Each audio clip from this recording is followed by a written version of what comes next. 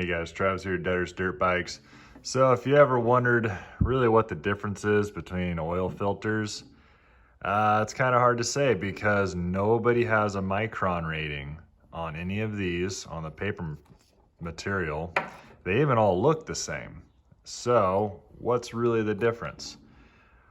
Honestly, so what I did is I bought all three of these brands. This was $5, it was like $6 something, and then this one's a whopping $10. So almost 2 times more than both of these filters.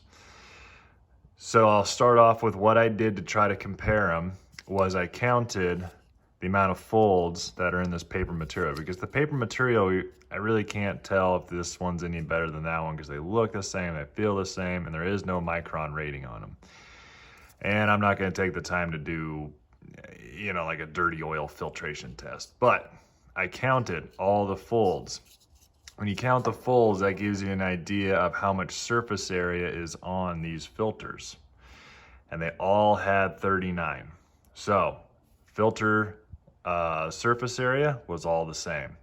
What was a little bit different was on this neutron. Let's see if I can do this one-handed. You can see how large those holes are and compare it to the high flow, which, there we go, which you can see is larger. So the high flow filter does technically flow more because it has larger holes, and when you size it up, it has a shorter collar. So a little bit more paper filter material. So, okay, so far, high flow wins. Now, let's compare it to the expensive K&N paper filter. They are virtually exactly the same. The high flow, I guess, is a little bit shorter collar, but this table is not 100% level, so I'm gonna call that the same. The color is even the same. You see how this one is slightly lighter? So this does have a different paper. Now, when I shine the light into the K&N, you'll see that the holes are actually the same size as the high flow. Actually, maybe the high flow is slightly larger. It almost looks that way.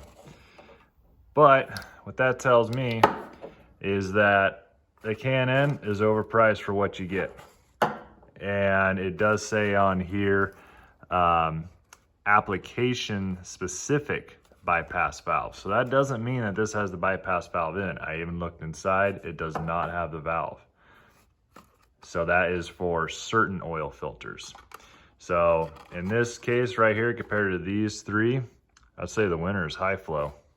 And so while we're talking about oil filters, I told you guys I'd be running the AMSOIL on my Husqvarna and see if I felt a difference. It's basically, to recap, the AMSOIL has a higher viscosity index number, meaning it maintains its viscosity better, longer, but it has the MA clutch rating, meaning it's a more progressive shift feel as you engage the clutch, where the Maxima is what I've been comparing it to, has slightly lower viscosity index, but still high enough to where it's still a good oil, without a doubt. And then the clutch rating was MA2. MA2 is known for a more quicker clutch engagement. So honestly, probably be more of a preference thing. But I've been running this on the Husqvarna and it's good oil. I do feel like the clutch is a little bit more slippery, more progressive of a smoother engagement, but that could also be the placebo effect. So there's a recap on oil and my 2 cents on engine oil filters.